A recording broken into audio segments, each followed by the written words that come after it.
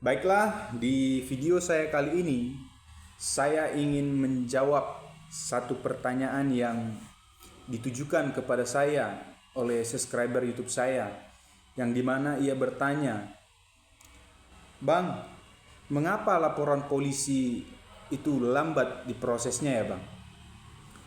Jadi ketika kita berbicara mengenai proses hukum pidana, tentunya pihak penyidik akan melakukan serangkaian proses dalam laporan tersebut. Yang pertama yaitu adalah melakukan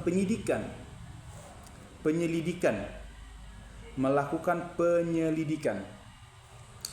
Apa itu penyelidikan?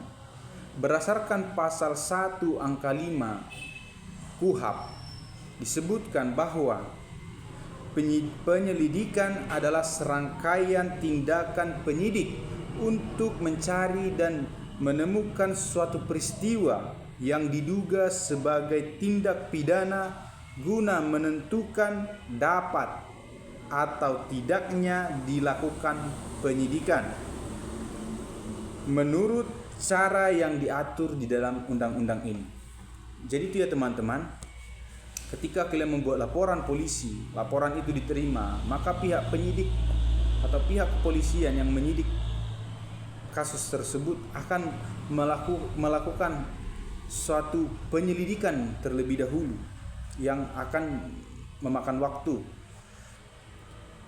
Dan apa sebenarnya tujuan dilakukannya penyelidikan itu?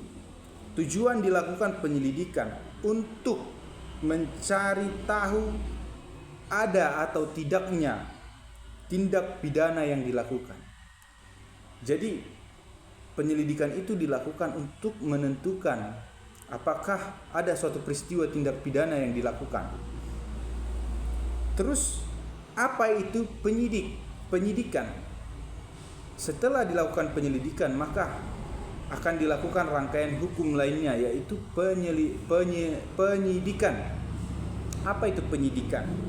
Penyidikan dilakukan untuk mencari alat bukti dan siapa tersangkanya, siapa pelakunya. Jadi itu ya teman-teman, prosesnya melalui penyelidikan baru melalui penyidikan. Tetapi kita harus tahu dulu, ada contoh kasus yang tidak perlu dilakukan penyelidikan, langsung melalui penyidikan. Misalnya contoh kasus pencurian tertangkap tangan. Ada seseorang mencuri, tiba-tiba tertangkap tangan dan dilaporkan. Itu tidak perlu dilakukan penyelidikan, karena jelas perbuatan dia adalah perbuatan pidana, perbuatan tindak pidana. Jadi pihak penyidik langsung melakukan rangkaian penyidikan. Atau kasus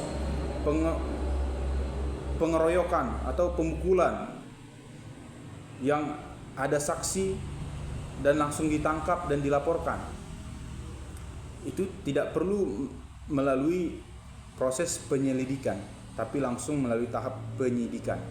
Jadi itu ya teman-teman yang dapat saya sampaikan di dalam video saya ini. Semoga video ini bermanfaat dan kita tetap mau belajar mengenai permasalahan-permasalahan hukum dan menyelesaikannya. Terima kasih.